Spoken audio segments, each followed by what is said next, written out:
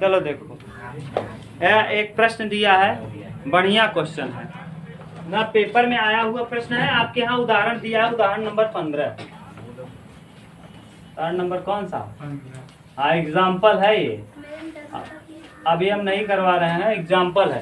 ये नई किताब है ना, इसीलिए इसमें कुछ ज्यादा क्वेश्चन दिया है। एग्जाम्पल नंबर जो 15 है, 1.5 मीटर लंबी एक छड़ी जो जमीन पर खड़ी है। जमीन पर क्या है? खड़ी है। 1.5 मीटर नहीं बल्कि 1.8 मीटर है। देखो चित्र भी बनाया है ये।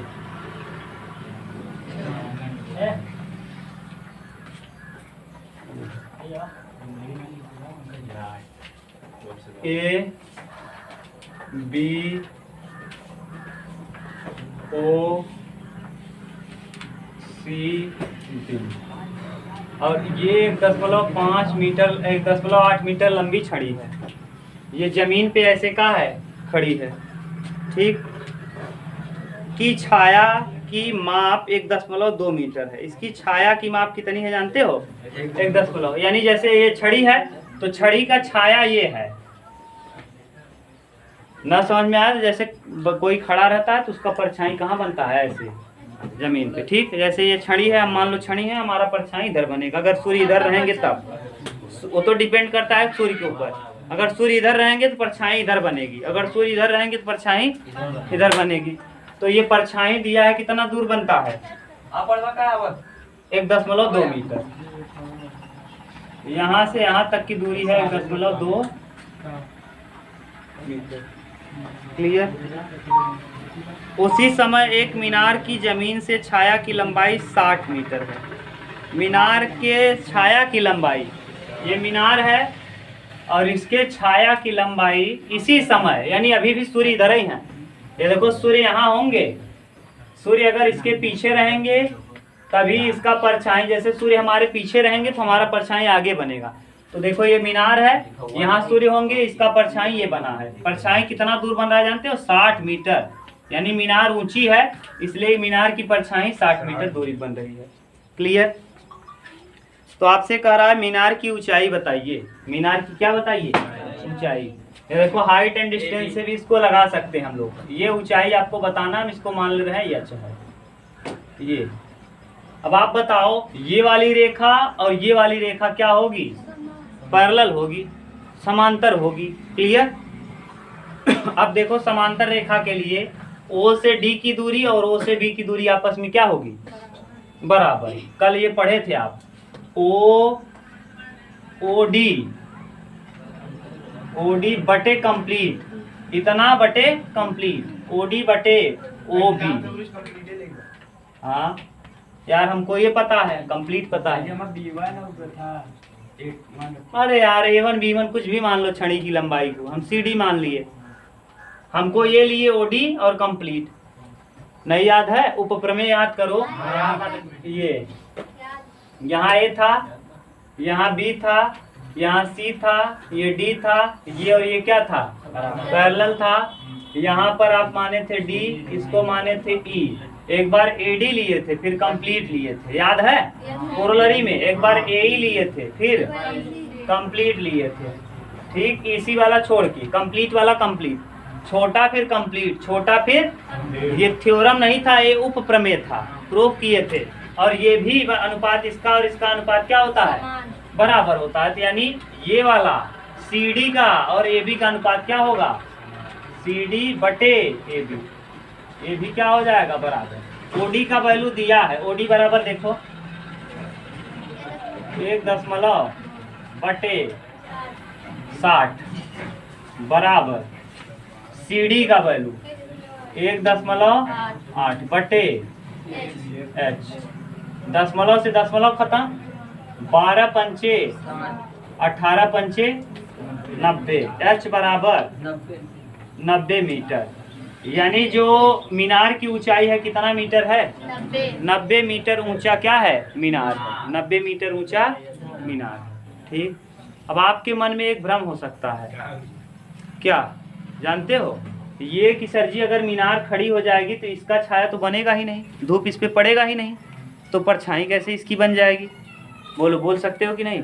जैसे मान लो ये दीवार है, हम इससे छोटे हैं, किसकी परछाई वहाँ दिखेगी? दीवार की। मेरी परछाई तो बनेगी नहीं। अरे यार, जो बड़ा रहेगा उसकी ही परछाई बनेगी, जो छोटा रहेगा उसकी परछाई नहीं बनेगी। तो मीनार की परछाई तो नहीं, मीनार की अगर परछाई, मीनार कितना लंबा है? 90। तो 90 और ये व्यक्ति 1 छड़ी जो है 1.8, इसकी परछाई तो नहीं बननी चाहिए। तो बन कैसे गई? क्योंकि ये दो त्रिभुजों में लग रहा है, ये हम एक साथ बना दिए हैं। ये प्रकाश यहाँ ये छड़ी वाला है, ये ऐसे, और ये वाला बड़ा वाला ये है, यहाँ है ये बड़ा वाला, समझ गए? ये 1.8 ये है और ये 1.2 है। ये भी समकोण है क्योंकि 90 डिग्री, और ये भी क्या होगा? समकोण। तो बताओ, समकोण त्रिभुज हुआ, और ये भुजा और इस भुजा का अनुपात आपस में क्या हो जाएगा? बराबर हो जाएगा। इस वजह से ये उत्तर आ जाएगा। देख लो, उतार लो। देखो यही दिया है 90 मीटर। ठीक, ये प्रश्न ठीक ठाक है, पेपर में आया हुआ प्रश्न है। और करवा दें? और बोलो, जो नहीं आया उसको करवाएं।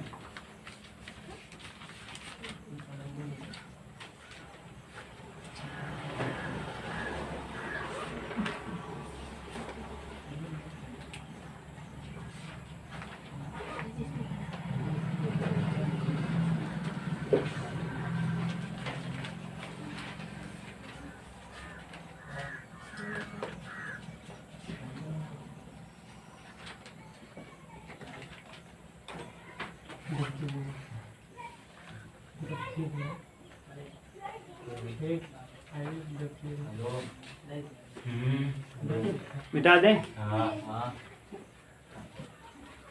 किताब में हल है तुम्हारे, एकदम सेम टू सेम ऐसे ही हल लिखवा रहे हैं ना।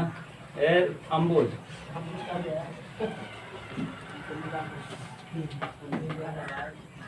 देखो, नेक्स्ट क्या है? 16 नंबर, उदाहरण नंबर 16। ये भी कॉम्पिटिटिव एग्जाम का क्वेश्चन है। इस बार कुछ पता नहीं, इसमें उदाहरण में पूरा कंपटीशन वाला अच्छा क्वेश्चन दिया है। एक आकृति A B D C D B और पी क्यू डी, देखो ए बी डी आकृति बनाया है, ये है, ध्यान से सुनना, ये आकृति बना हुआ है, हम अपने मन से नहीं बना रहे हैं।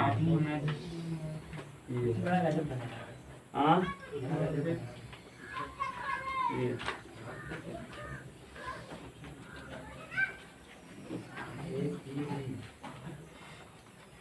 इस बिंदु का नाम है P, यहाँ पे दिया है Z, ये है X, ये है A, यहाँ B है, ठीक, यहाँ से ये Q है, यहाँ से यहाँ तक की दूरी कितना दिया है? A, यहाँ से यहाँ तक की दूरी B दिया है, क्लियर? और ये दिया है Y। अब बात मत करो यार, ये Y है, ये C है, और ये क्या है? D है, क्लियर? अब आगे आपसे पूछा क्या जानते हो? ये सब 90 डिग्री है। कौन कौन 90 है? A B D, A B ये वाला 90 है, ध्यान सुनना, ये 90 है। फिर कहा है C D B, C D B ये भी क्या है? 90 है। और फिर कहा है P Q D, P Q D ये वाला भी क्या है? 90, तो ये भी 90 हो जाएगा, ठीक। और सी डी, ए बी बराबर x मात्रक, सी डी बराबर y मात्रक तथा पी क्यू बराबर z मात्रक है। लंबाइयों का सिद्ध कीजिए कि 1/x प्लस 1/y बराबर 1/z। आपको सिद्ध करके दिखाना है 1/x प्लस 1/y बराबर कितना? 1/z होगा। ये सिद्ध करके लाना है, ठीक। हम देखो सिद्ध करेंगे, पहले हम लेंगे एक तरफ का त्रिभुज, इस तरफ का, देखो है एक तरफ का त्रिभुज बनाएंगे, ज्यादा आप समझ पाओगे अच्छे से। ये A है, ठीक, ये B है, और यहाँ क्या है? D है। एक यहाँ लाइन खींचा है बीच में, देखो ZQ, ये P है और ये Q है। देख लो कोई दिक्कत हो तो। देखो हम क्या खींच रहे हैं,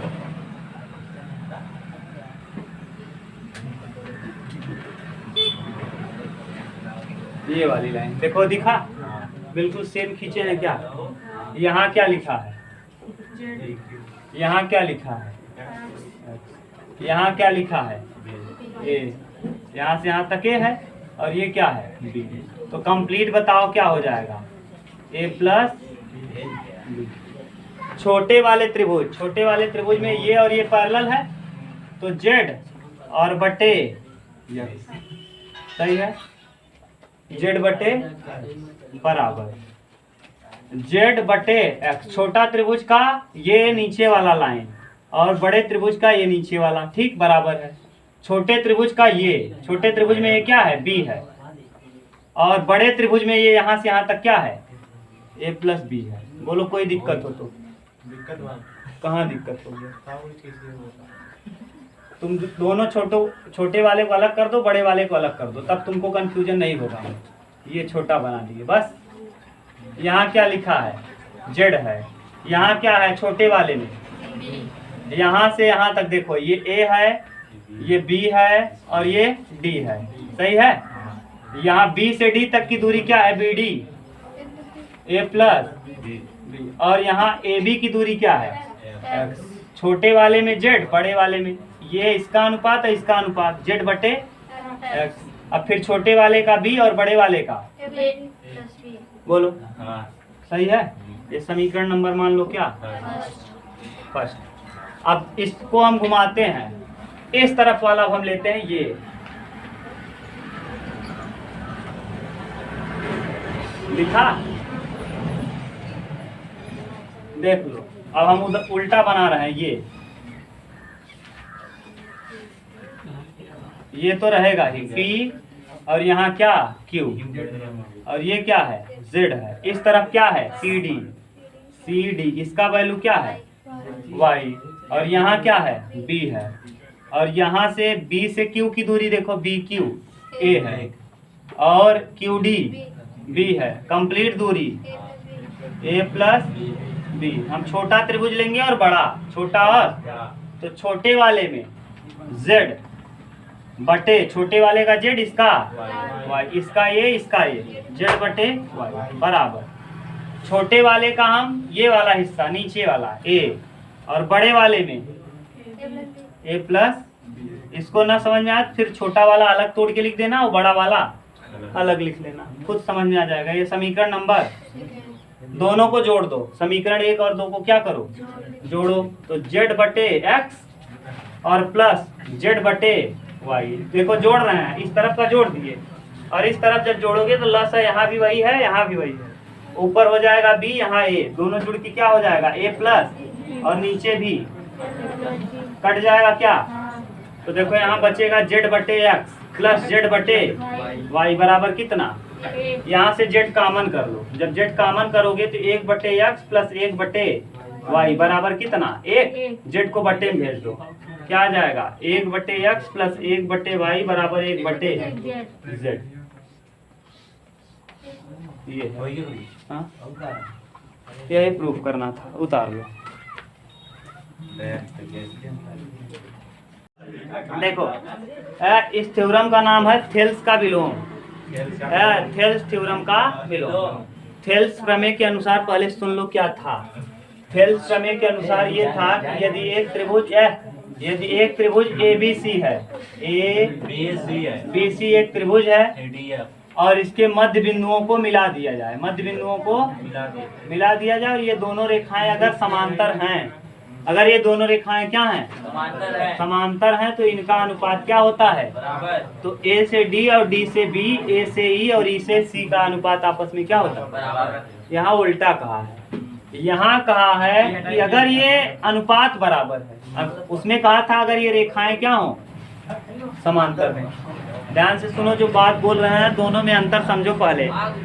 क्या कहेगा और क्या आपको प्रूफ करना। अगर कह दिया कि दोनों रेखाएं समांतर हैं तो सिद्ध कीजिए कि इनका अनुपात आपस में क्या है? तो आपको थेल्स प्रमेय लगाना है। लेकिन अगर उल्टा कह दिया, उल्टा कहने का सेंस, अगर ये कह दिया कि दोनों का अनुपात बराबर है तो सिद्ध कीजिए कि रेखाएं क्या हैं? उसमें समांतर था, अनुपात बराबर दिखाना था। यहाँ क्या करना है? अनुपात बराबर है, हमको क्या दिखाना है? समांतर दिखाना है। क्लियर? बोलो कोई दिक्कत नहीं ना। चलो अब देखो हम इसी को बताते हैं। उल्टा इसका कहता है यदि कोई त्रिभुज ABC है, यदि कोई त्रिभुज ABC है जिसमें AB और AC पर एक बिंदु क्रमशः है और उनको आपस में मिला दिया जाता है, अगर उनका अनुपात बराबर है तो सिद्ध कीजिए कि दोनों ही रेखाएं पैरेलल होंगी। ठीक, ये सिद्ध करना है। पहले करेंगे क्या, हम पहले थेल्स का विलोम इसे कहते हैं। थेल्स का विलोम नहीं कहेगा, जो भाषा बोले हैं वो कहेगा। एक त्रिभुज ABC है, एक त्रिभुज ABC है जिसमें त्रिभुज के भुजाओं का संगत अनुपात बराबर है, तो सिद्ध कीजिए कि जो दोनों रेखाएं हैं वो क्या हैं, समांतर हैं। ये दिया रहेगा, वहाँ भी लिखवाए भी हैं। कैसे लिखवाए हैं बोलो जरा। जब कोई रेखा किसी त्रिभुज की दो भुजाओं, हाँ देखो, जब कोई रेखा किसी दो त्रिभुज की, देखो यहाँ है त्रिभुज, सुनो ये ए बोलते जाओ, हम बनाते जाते हैं। ABC है, कब क्या कह रहा है, जब कोई रेखा हाँ समान अनुपात में विभाजित करती है। मान लो ये रेखा L है, L यानी लाइन, इसको मान लो E है और इसको मान लो D है, तो ये लाइन है, ये लाइन है। ये कह रहा है कि AD अपान DB बराबर लाइन AE अपान EC। ये दिया है, पढ़ो फिर से पढ़ो।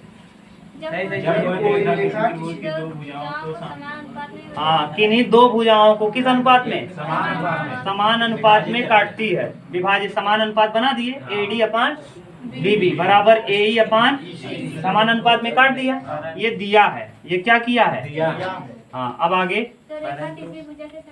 हाँ तो आपको सिद्ध करना है कि ये रेखा क्या है, इसके क्या है, इसके ये वाली रेखा इसके समांतर है, ये सिद्ध करना है। सिद्ध क्या करना है, सिद्ध करना है, हाँ सिद्ध करना है। क्या समांतर है, DE पैरेलल है किसके, BC के। D समांतर है किसके, हम देखो अगर डायरेक्ट समांतर मान लेंगे तो गड़बड़ है। हम यहाँ से एक लाइन और खींचेंगे, इसी से पास होता हुआ ऐसे, ये हम मान लेंगे ये F है, ये क्या है, F। ठीक, अब ध्यान से सुनना। अब उत्पत्ति में लिखेंगे, उत्पत्ति आपको लिखवा भी दिए हैं। उत्पत्ति या रचना, उत्पत्ति यदि DE ये वाली DE जो है वो BC के समांतर, यदि DE BC के समांतर हो, BC के समांतर नहीं है, ओके समांतर नहीं है, क्यों जी नहीं है, तो DF पैरेलल BC खींचा, BC के पैरेलल क्या खींचा, ये रचना है। आपने उत्पत्ति कर लिया या रचना कर लिया, इसी को रचना भी कहते हैं। आपने रचना क्या किया, हमको सिद्ध करना है कि D जो है पैरेलल है BC की। अगर डायरेक्ट हम लिख देंगे तब तो गड़बड़ है। हम ये करेंगे कि हम ये कह दिए हैं कि D पैरेलल BC के नहीं है, तो हमने अपने मन से एक रेखा खींचा DF, जो किसके समांतर है, BC के समांतर, यानी ये वाली रेखा इसके क्या है, समांतर है। अगर ये समांतर है तो जरा हमको बताओ थेल्स के थ्योरम के अनुसार, थेल्स प्रमेय से, किस प्रमेय से, थेल्स प्रमेय से, प्रमेय से। अगर आपको और अच्छे से लिखना हो तो यहाँ देखो, और किताब में दिया है। किताब में क्या दिया है जानते हो, ये दिया है कि AB पर एक बिंदु D और AC पर एक बिंदु E स्थित है। तो ये तो जानते ही हो, इसमें लिखने को कोई बड़ी बात नहीं है ना, वहां शुरू में ही लिखा है। अब देखो, अगर थेल्स के प्रमेय के अनुसार दो समांतर रेखाएं हों तो उनका संगत अनुपात क्या होता है, याद है कि नहीं। थेल्स का प्रमेय क्या कहता है, यदि दो समांतर रेखाएं हों तो उनका संगत अनुपात, तो यानी क्या बराबर होगा, AD बटे DB, AD बटे बराबर होगा AF बटे एफ सी, इसी नहीं एफ सी जो पैरेलल होगा ये वाला सिद्ध करने के लिए। हाँ ये समांतर कहाँ है, यही तो कहा है। अभी हम यही मान लेंगे, हम यहाँ से एक लाइन खींच दिए, हम दोनों को दिखा देंगे कि ये अलग से रेखा है नहीं बल्कि इसी के ऊपर से जाती है। इसका मतलब अगर ये समांतर माना है तो ये भी क्या हो जाएगी अपने आप। अभी हम देखो ये समांतर हम नहीं प्रूफ करेंगे, ये समांतर नहीं है, हम पहले ही लिख दिए हैं कि BC DC जो है DE जो है वो BC के समांतर नहीं है। और अंत में हम ये दिखा देंगे कि जो DF है और BC है वो समांतर है, और DF और DE अलग अलग नहीं बल्कि एक ही रेखा है। इसका मतलब अगर DF समांतर था तो DE भी क्या होगा, वही रेखा है। इसका मतलब दोनों क्या हो गई। अच्छा डायरेक्ट आप समांतर इसको कह देते, अगर डायरेक्ट इसको समांतर कह देते तो प्रूफ क्या करते, तब तो लिख देते कि भैया DF समांतर है BC के, सिद्ध हो गया। ये ऐसे तो करोगे नहीं, आप कुछ एज्यूम करोगे। हम वही एज्यूम कर लिए हैं कि जो DE है वो पैरेलल नहीं है। हम एक अपने मन से रेखा खींचे DF जो पैरेलल है किसके, BC के। हम अंत में दिखा देंगे कि जो DF है अलग नहीं बल्कि DE ही है। अब देखो कैसे दिखाएंगे, तरीके से। अब यहाँ देखो समीकरण नंबर ये कौन हो जाएगा, 2। एक नंबर यहाँ पहले ही दिया है, ये एक नंबर है दिया है, ये कौन सा समीकरण था। अच्छा ये बताओ AD/DB यहाँ भी है और AD/DB यहाँ भी है, दोनों आपस में क्या है, समीकरण 1 बराबर समीकरण नंबर 1 बराबर समीकरण नंबर 2। समीकरण 1 और 2 बराबर है, बराबर करो। AD से ये वाला बराबर है, तो यहाँ बचेगा क्या, AE अपान EC, इधर बचेगा और इधर बचेगा AF अपान FC। दोनों तरफ एक जोड़ दो, दोनों तरफ एक क्या करो, जोड़ो जरा।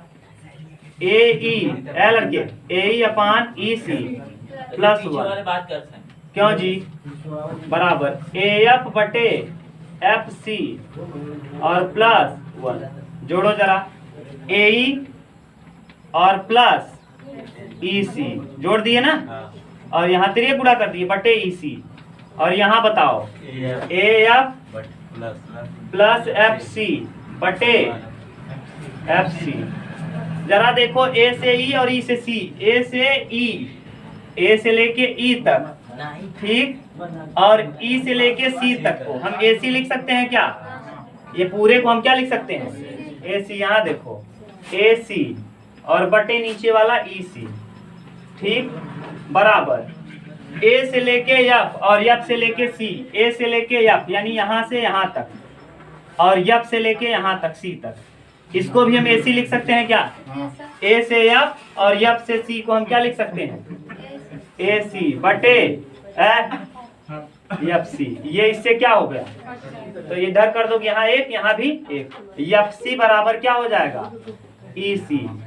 देखो E से C की दूरी और F से C की दूरी आपस में क्या हो गई, यानी E से A से E से C, E से C, देखो E से C और F से C, E से लेके C तक की दूरी, देखो E से यानी यहाँ से यहाँ तक की दूरी, और F से C तक की दूरी आपस में क्या है, बराबर। ये कब बराबर होगा, जब दो रेखाएं नहीं बल्कि ये वाली इसी पे हो। दो दूरियां बराबर कब होंगी, अच्छा बताओ, E से लेके C तक की दूरी और F से लेकर C तक की दूरी 5 ही है, तो 5 कब होगा, ये रेखा वहां नहीं बल्कि इसी के ऊपर है, यहाँ की दूरी 5 है, ये भी 5 कब होगा, जब ये इसी के ऊपर हो, जब ये इसी के, अब इसके ऊपर बना देते दोनों रेखाएं दिख पाती, इसका मतलब ये अगर ये पैरेलल था तो ये भी क्या हो जाएगा, पैरेलल हो जाएगा, क्योंकि दो रेखाएं नहीं बल्कि रेखा कितनी है, एक ही है। यानी E से C की दूरी और F से C की दूरी बराबर कब होगी, अरे भैया यहाँ से यहाँ की दूरी 5 है, E से C है, ये 5 है, और यही F अगर हो तो F से C की दूरी कितनी होगी, कब, ये दोनों आपस में क्या होंगी, बराबर होंगी। अब कब बराबर होंगी, जब वही दोनों हो, यानी ये दोनों बिंदु एफ भी यहाँ नहीं बल्कि एफ भी कहाँ है, इसी पर है। अब इसको बना नहीं पाते हम, दोनों रेखाओं को एक पर बना देते तो एक ही दिखता, दो तो दिख पाता, तो इसीलिए ऐसा नहीं कर पाए। तो लिख देंगे कि यहाँ डी एफ पैरेलल था और डी एफ बराबर है किसके, डी के, अतः डी भी क्या हो जाएगा, समांतर हो जाएगा। देखो माने हो कि डी एफ पैरेलल है किसके, बीसी के, और डी बराबर हो गया, डी एफ बराबर हो गया किसके, डी के, अतः डी भी पैरेलल हो जाएगा किसके, बीसी के। लिख लोगे कि लिखें, देखो क्या लिखोगे, डी एफ पैरेलल था किसके, डी एफ पैरेलल था बीसी के, और डी एफ बराबर हो गया डी ई के। डी एफ की दूरी और डी की दूरी आपस में क्या हो गई, बराबर। इसका मतलब डी एफ बराबर डी हो गया। इसका मतलब अगर डी एफ पैरेलल था तो डी भी किसके पैरेलल हो जाएगा, बीसी के पैरेलल हो जाएगा। बस यही सिद्ध करना था। किताब में अंतिम लाइन लिखा है, अच्छे से आप देख लो किताब में क्या लिखा है, सुन लो। किताब की भाषा सुनो। कहा है यह तब तक संभव नहीं है जब तक कि बिंदु एफ और ई संपाती न हो। संपाती मतलब दोनों रेखाएं कहां से गुजरे, एक ही पर से। संपाती माने एक लाइन गया, ये है लाइन, इसी के ऊपर से दूसरी गुजर जाए तो उसी को कहते हैं क्या, संपाती। बताए थे संपाती, समांतर और प्रतिच्छेदी रेखा। तो बताओ ये वाला इसी के ऊपर जाएगा तब क्या कहलाएगा, संपाती। ये दूरी ई से यहाँ की दूरी और यहाँ की दूरी कब बराबर होगी, जब दोनों एक ही जगह से जाएं, जब दोनों।